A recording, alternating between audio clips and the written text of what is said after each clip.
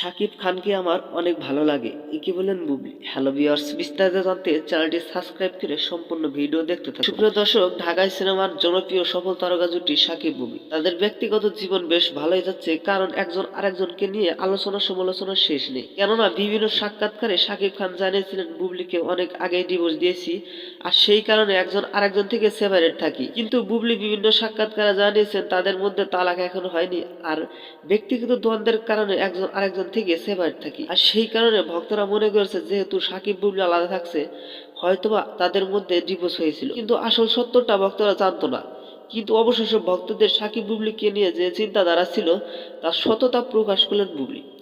কারণ ভক্তরা এতদিন আসল সত্যটা জানার জন্য আগ্রহী ছিল, আর সেটা আসল সত্যটা প্রকাশ করলেন বুবলি। বুবলি বলেন, সাকিবের সঙ্গে আমার বর্তমান সম্পর্ক কেমন সেটা বোঝার বাকি নাই মনে হয়। এখন আমি জোর গলায় বলবো সাকিব আমার স্বামী, তার সঙ্গে যদি আমার ডিভোর্স হতো তাহলে ভিড়ের স্কুলে আমার সঙ্গে হাসি মুখে কথা বলতো না।